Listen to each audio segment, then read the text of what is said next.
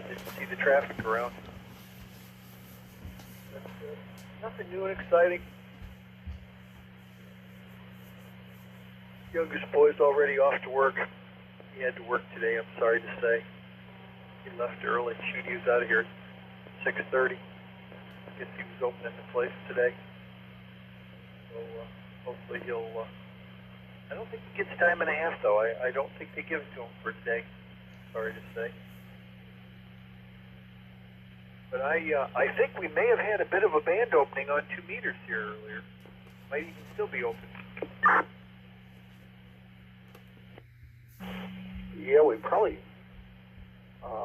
got one now if I had to bet. Fog usually does that. I don't know. I hadn't exactly checked or anything. But I would not be a bit surprised. But as you very well know, you and I have seen the time where it opened on UHF and not on VHF, so there's a possibility we may have a band opening up here too with the fog and everything. So it's a possibility. Stranger things have been known to occur.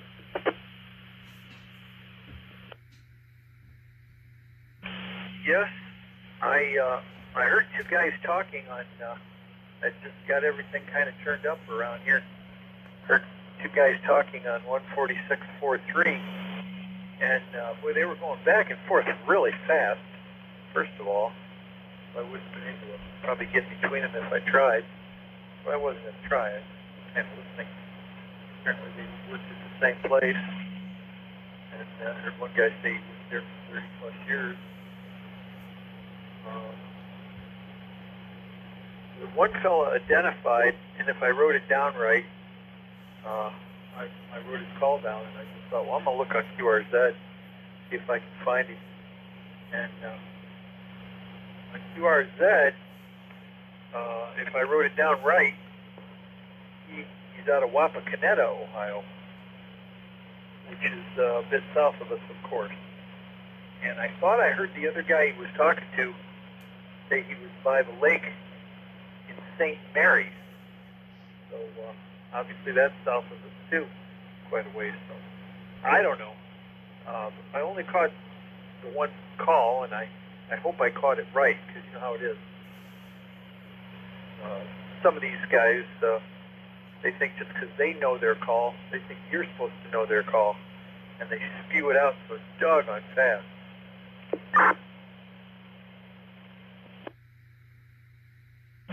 Yeah, that's true. I've probably been guilty of that a few times, I suppose, over the time period. But yeah, I'm quite sure there's a band opening up. Would not be surprised at it.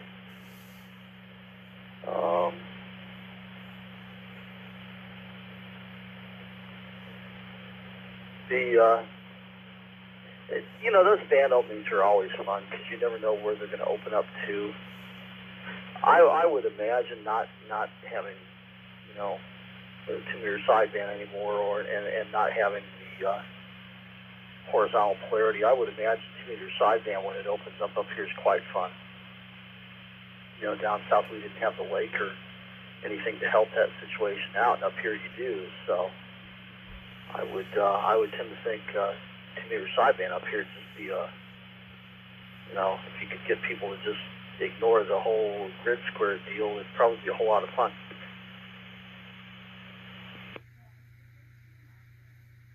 Oh, it gets busy. Usually, it's amazing how many people come out of the woodwork when it's a UHF VHF contest. You won't hear activity for weeks on end, and all of a sudden the contest comes up. These guys just come out of the doggone woodwork. Amazing. But anywho, I got the 2-meter Yagi up there. Occasionally I'll hook it onto the 251A. I have capability to run a couple hundred watts there. Either the brick amp or a little more through the 77 homebrew over here. But I got to get that rotor swapped out. Kind of looking forward to seeing Craig Monroe Hamseth. Maybe I'll be all ready for him by the time it rolls around. That'd be real nice if I could just shinny up there one day, put another rotor on, replace it, and then be back in business. But that 220 antenna's got to get fixed. And I had that one mishap with the clamp that I put on the 2-meter antenna. The clamp fell apart. I'm thinking some of it's still up there. I don't know. I'm about ready to start using Loctite on the threads on some of these things. Again, I don't want them falling apart 60 feet in the air. It's a big headache. But anyhow, enough of that. Spent some time. I hear ITU just checking in on 2 meters on our super secret frequency. Yeah, I heard it in the background. I couldn't tell, wasn't paying attention to who it was. You know, honestly, the Loctite's not a bad idea, because it's not like you're going to be taking it apart and moving it around. Either that or a little JB Weld. It doesn't interfere with the match, or at least JB Weld doesn't. What was that Loctite I used? Hell, I can't remember now. They're both probably similar. Like I said, there was no difference in the SWR when I used it on the down south, so there shouldn't be an issue with that. I really figured the SWR go sky high but I didn't have a choice. I mean, I only had like a quarter of a thread left. I don't know what had happened. I don't know if lightning had got into it, or some had happened, because all the threads had stripped out except for about a quarter of a thread. And I didn't have a choice but to do that or throw the antenna away. And the antenna wasn't but a couple of years old, and so I was just amazed. It worked very well. Matter of fact, it worked just as good, if not better, than it did before, which is really strange. But yeah, I was hoping to hook up Mr. 919 this morning, but I haven't heard him. He's probably still snoring. But I'm trying to think if there was something else I was going to say. I guess it wasn't important. Hell, I can't remember. But in any event, yeah, 2 meters. Oh, I know what it was. Since you've got to get those other rotors rebuilt, how hard would it be to take those other ones down and swap them out, give him the old one when you get that other one back, and would that be too difficult to do, or what do you think? WQUU 615 for ID, and lost my train of thought when I heard Brian chime in there on 2 meters earlier. Get back to the other stuff there in a minute. First things first, I wouldn't mind just pulling down the tail twister and handing it to him if I thought it had serious issues. But I think the only thing wrong with the tail twister is the 8th circuit terminal block on the bottom has disintegrated. And if I can get a spare from him, if I can get a replacement, I think that's something I can change out without going to a lot of rigmarole. Because it's a good rotor, and I had no problems with it. It worked fine. Just was all the other stuff falling apart, But yeah, I need to get up there. And I will say one thing: once I get that 220 vertical down, at G7, that son of a pup's not going to come apart again. We're gonna cure that somehow. It's either going to get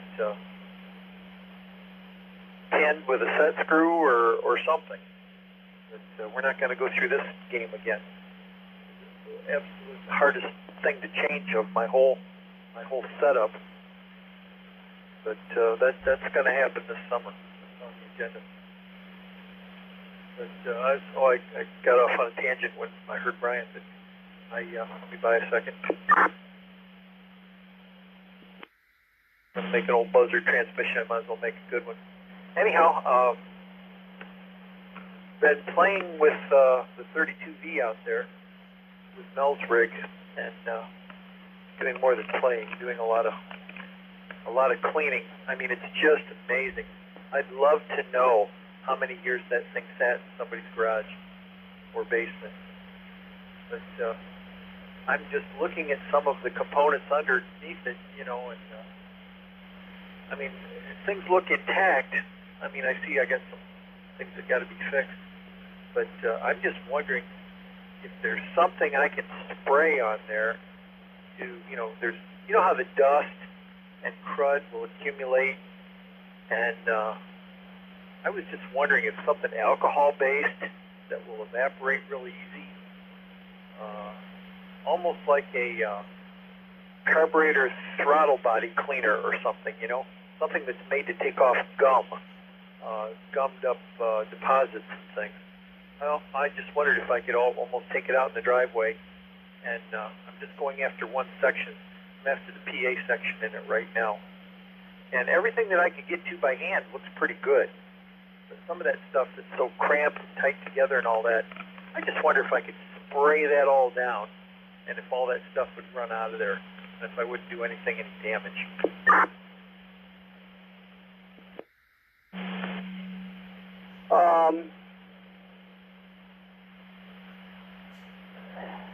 Yeah, I don't think you do any damage to anything. To be honest about it, as long as it dries or evaporates readily. You know, carburetor cleaner might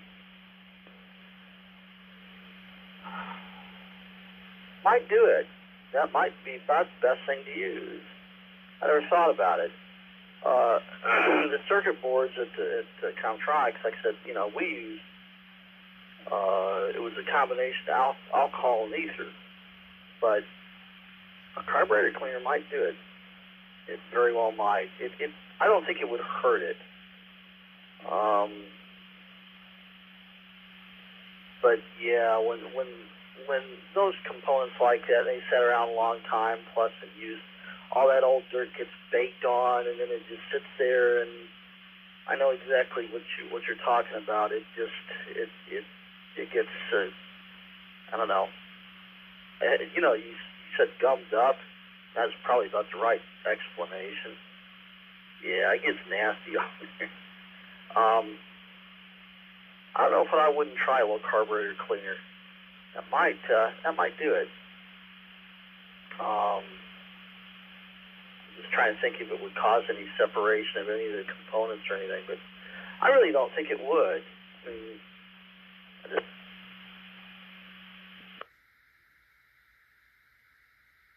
well, you know, we're not dealing with circuit boards here.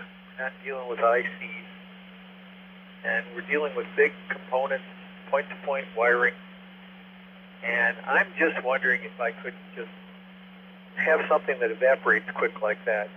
And just, there's one little cover that's under there that covers up some small little variables for tweaking a few things. It's for alignment. 3 or 4 of them, but there's one little special aluminum cover plate that's got about 8 screws on the damn thing, but I believe they're all self-tapping, and I think that makes it a lot easier, because man, when you got the kind that you got to put a lock washer on them and hold the nut behind them, that makes for a real headache. Put them back together and stuff like that, as you might imagine. But I could remove that plate. I probably have some throttle body cleaner, and at least it evaporates very fast, you know. And I'm just wondering if it would, you know, if it would work to get some of the crud that you see. You know, you got dust and accumulated dirt and stuff, and some of it's buried so hard. You know, it's not like you can get your hand in there and and wipe things down. Like, they're not big components. You know, there's small resistors and caps and standoffs and, you know, a lot of things like that. I see a paper cap. I was looking at this paper cap, and I'm thinking, man, I want to replace that because that thing's original as hell. But I'm looking at how it's buried, and I'm thinking, man, I hope I can do it. I'm just going to try to go after kind of one section at a time. But you can tell it's kind of had a tough life. It's even got 3 knobs that are broken on it. So that tells you that, you know, people have smacked into it and everything. Man, it's too bad you couldn't use steam. Because, you know, it's not like you'd be using a whole lot of steam, you know. One drop of water equals 1,000 drops of steam. So, you know, it's too bad you couldn't, because that would rock. Steam will tear it up, but you're dealing with high temperatures, and I think you'd be better served with an alcohol-based product. Myself. Wow. Yeah, I hate, you know, it just always whizzes in my cornbread when folks don't take care of things, man. It's just shameful how some people just, you know, they don't care. I mean, if it's junk, throw the damn thing away. If it ain't, take care of it. But, no, I can't put my morals on other folks. I think an alcohol-based product would be the best way to go. Ether-based product, probably alcohol. It would get rid of a lot of that, or at least loosen it up anyway.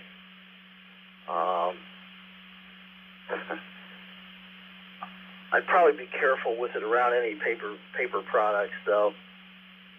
But since you're going to probably replace all the paper stuff, then I guess that really wouldn't be important. But yeah, I think you'd be okay with it. You know, I wouldn't drown it in it, but I think it'd be fine. It would definitely help. Because, like I said, once that stuff, I know exactly what you mean. And that stuff gets baked on, cooked on, plus just age. And if it just sits there for decades and decades, that doesn't help. It's always easy not to eat.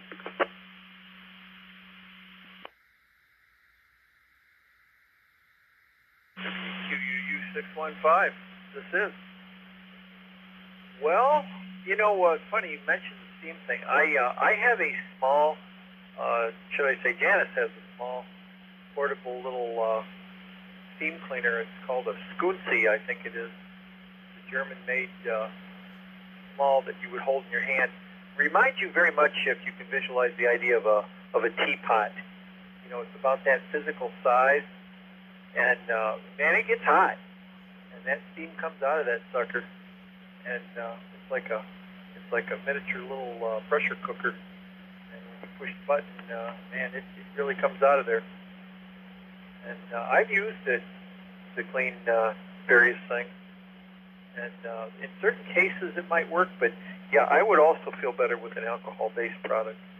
And I just really wonder, I mean, you know, if I just try one little area, this area I want to do is about, you know, 12 inches wide by 4 inches by 4 inches, something like that. It's kind of isolated with shielding and, you know, aluminum chassis isolating it from parts of the other rig. Stuff to do with the PA section there. I just kind of wonder if I couldn't do that. Set it out in the driveway. First of all, that's something you don't want to carry that thing around too much either. It's 115 pounds, by the way. I suppose you knew that, or I may have mentioned that before, but I'm kind of wondering if I could do that. It's like take some throttle body cleaner or something. Just squirt the living daylights out of it for about 45 seconds and then see how much of that crud runs off. Because I promise you a smoker owned it at one time, because I cleaned a portion, just a portion of the front panel, so I could reinstall the meter properly. And man, I want to tell you, the yellow crud just kept coming and coming and coming.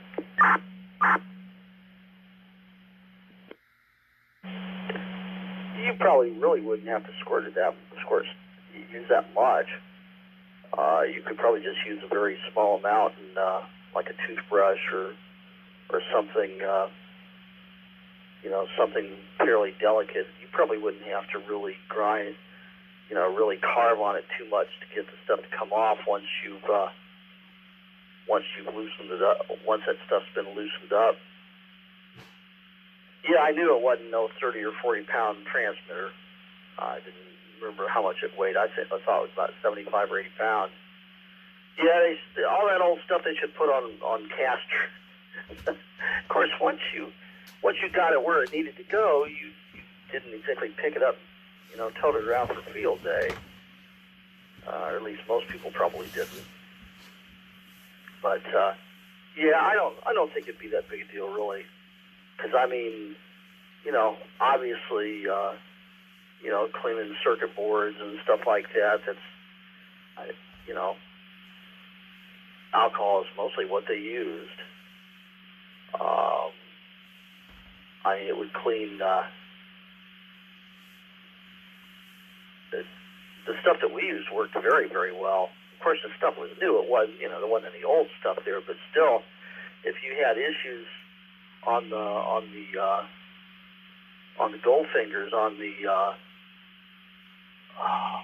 boards where they connected together into the sockets, you had to clean all that in case there was any solder that had gotten on them or anything like that before it had cooled and hardened. You had to clean all those traces, all those floral traces, and it worked very, very well for that. So yeah, I think I'd do it. Matter of fact, you might not even have to take it out and outside to do it. Just get some good ventilation going. Yeah, I wouldn't carry that thing around for too long. WQG next week. Well, I can't. WQU 615, for lack of a better explanation, it's too damn heavy. It's extremely heavy, and you don't cart them around too far. However, I can recall grabbing a couple at Hamfest years ago and waddling out to my car with them a little bit at a time. I bought one at Bowling Green when they had the Bowling Green Hamfest. Somebody had a dead one on the ground. I remember I gave the guy $50 for the doggone thing. And we got it resurrected. It between David and I think it got resurrected, and I believe I ended up selling it at one point, which is kind of silly. I should have kept it for the cost of the transformers and some of the odd parts in it. I should have kept it. I think I told you I had 5 of them at one time, all at the same time, of course. I bought 3 from a guy up in Massachusetts. He shipped them on a pallet to the electric company where I worked for all the years there. And I took them home from there, broke them down on the pallet, took them home in my whatever truck I had at the time, whether it was my 69 back then or whether I had the S10. But I got a deal on those 3 that I bought. One of them still out there in the shop. It was the cleanest of all of them. It's the main one I use when I get on 40. Talk to Roop and the boys there. But I'm real curious to see if this one's gonna resurrect. But you can tell it was a kind of in a damp area because the transformers in it are getting some scale rust on them and stuff. And I was looking at those yesterday too, you know, because they'll unmold. And oops, I timed out again. I tell you, I gotta get.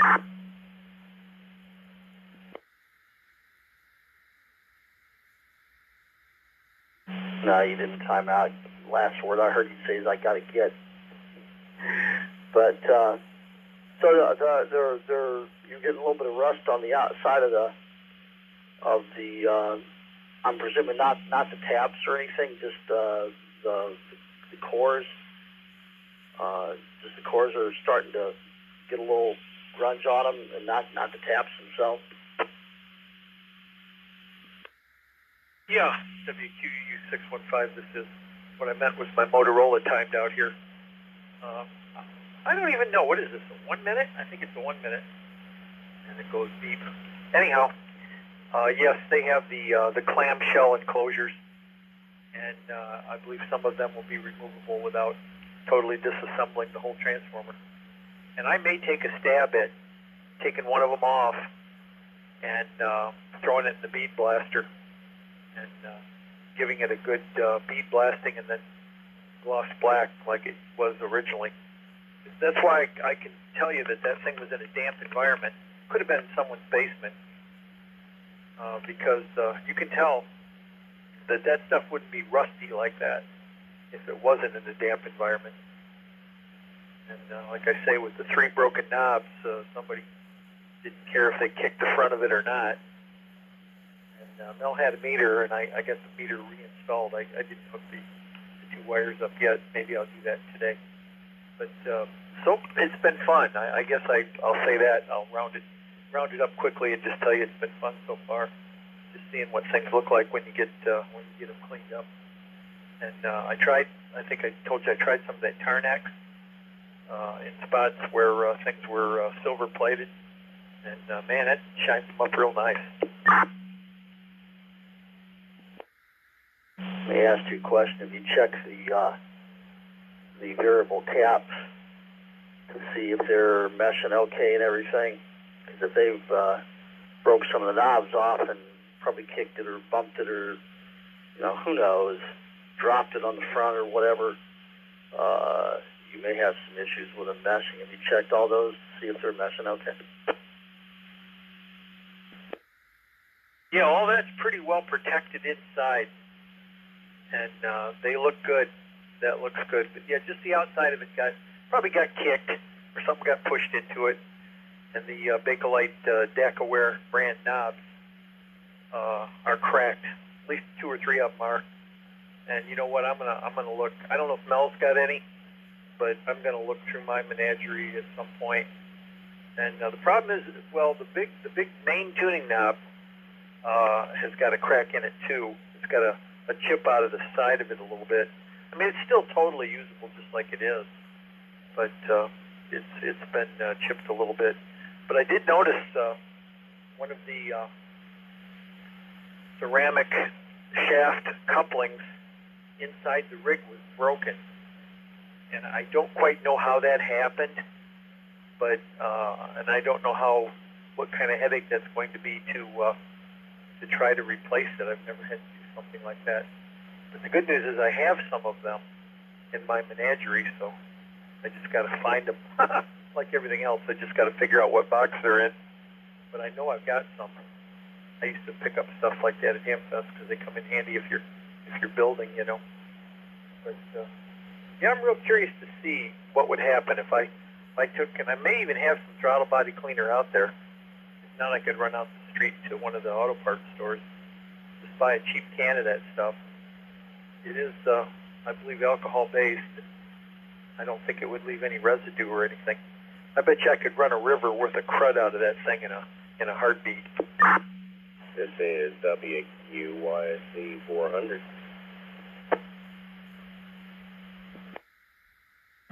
Yeah, I'm quite sure you could. Like I said, once it loosens up, you could probably take like a toothbrush or something even smaller than that, and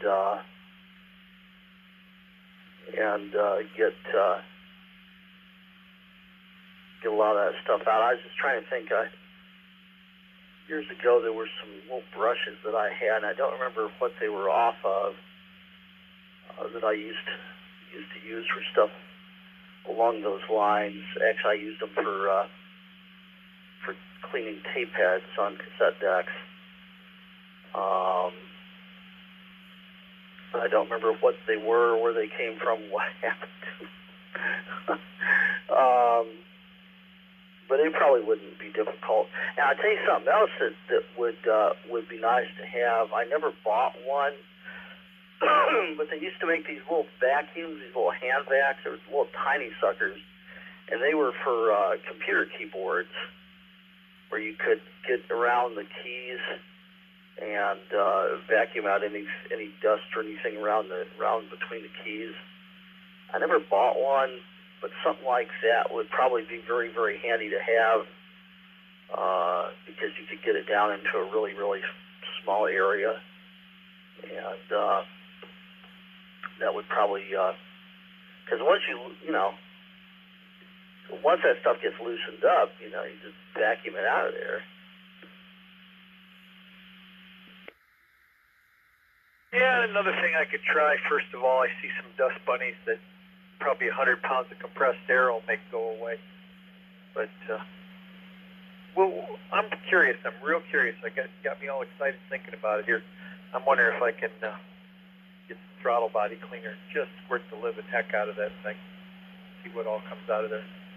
But as I was mentioning earlier, you should see when I just wiped maybe 1/4 of the front panel off. And thank God I got a whole big pile of paper towels out there, and I sprayed this cleaner on it that I have mixed up in my Fantastic bottle, and I just kept wiping it and wiping it. And every time I'd wipe it, I'd think, well, it looks clean. I'd wipe it again, and more of that yellow crud comes off, again and again and again.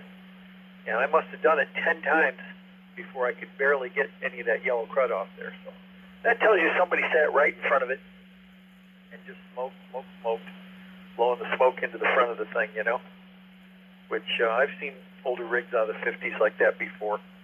That was a common problem. But what else was I going to say? Oh, the dial cord is off, and the pointer is laying loose on top of the bench out there. So that was messed up, horsed up. So it's going to be a project. I'll be a few weeks on this one, but it's kind of fun. I've kind of enjoyed playing with it. I haven't diddled with one in a long time. At least it's something that a lot of it you understand the workings of it. And man, there's a lot of transformers in there. There's a lot of iron. I think that thing's got like 5 transformers in it. My God, I didn't know it had that many. I knew it probably had at least 2 or 3. I didn't know it had more than that. So are they using a cord for the VFO, or are they using a chain? Because some of those used chain, like a chain system to turn all that stuff. Are they using a cord? Well, I believe between the main tuning knob on the front and the VFO assembly that's all sealed inside, that's just a shaft. That's a direct drive shaft. But as far as the indicator on the front dial, the big indicator that like let's say would go from 7.0 to 7.5 and all those other scales, they have a little small tuning. I can't think of the word. You know what I mean? It's a long needle. Okay, and the needle goes across the dial to give you the indicator of, as to where the hell you are on the band. Well, that's all apart for whatever reason. And the cord is even wadded up underneath there, so hell, I don't know what happened. Maybe somebody disconnected a spring from the dial or something. It's maybe I'll have to run a new cord, or maybe the existing one is okay, or maybe it's broken. I don't even know. Haven't got that far yet, but I see part of it hanging underneath, and I haven't monkeyed with it at all. Like I say, my first job is I wanted to get it clean. Then if I get it clean, we'll go from there. But the clean is what I want to see first.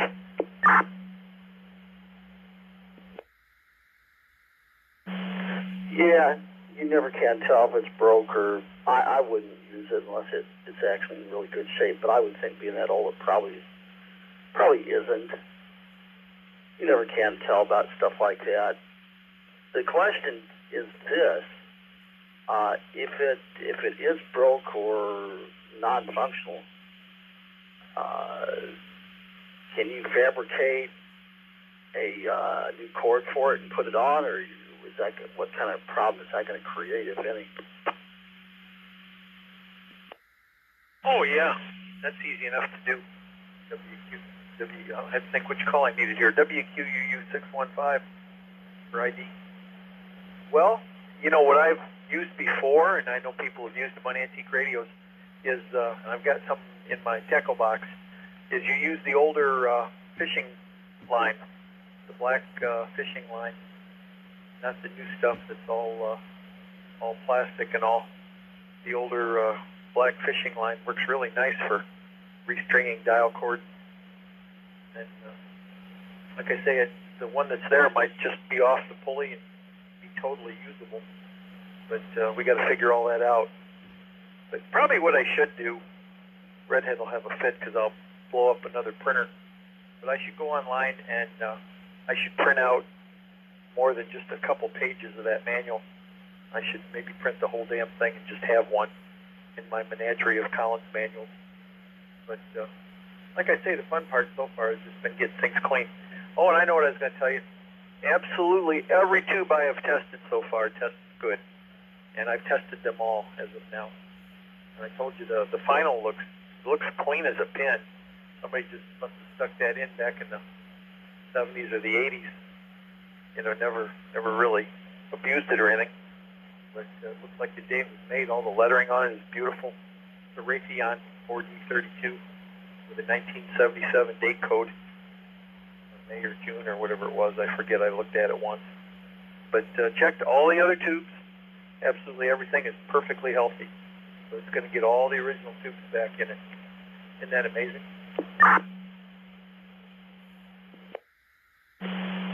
Well, you can't argue with that. I mean, as long as they all work and everything. 4D32 isn't exactly a real popular tube, but you know, what the hell. As long as you take care of it, it'll last.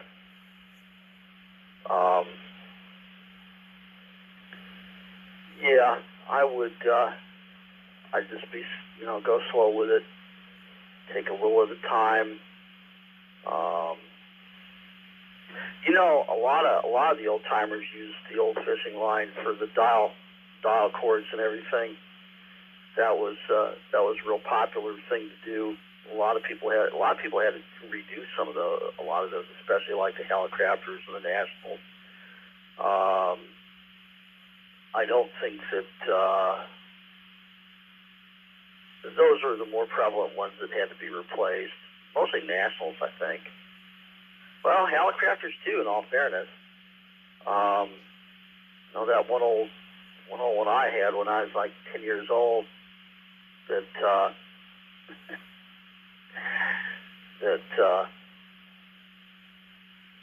I used to have to turn its capacitor, reach in the cabinet around the tubes and burn my wrist on the tubes to turn the cap. That was fun, but it sure was. And one of the caps needed to be replaced, and it hummed and everything, but it worked. Used to listen to Swiss Broadcasting System and the Dutch World Broad, all those shortwave stations way back in the day. They're on the internet now. But anyway, I don't want to keep you. I'll have the radio on, looking to talk to Mr. 919 if he ever pops in here. But I'll have the radio on for a while. WQU 615, WQG 920.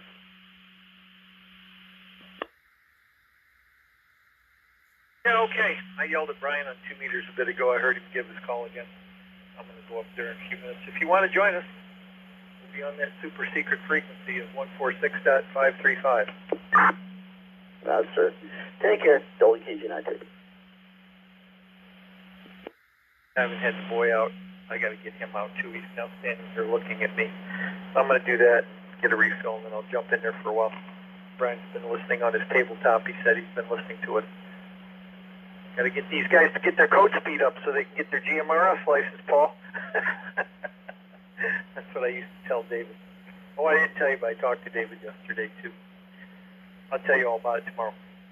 So, 73s, and I'll be over there if you're interested. WQUU 6105, heading for the back door with the troublemaker here. Check. Howdy, Brian. WQG 920, plop around.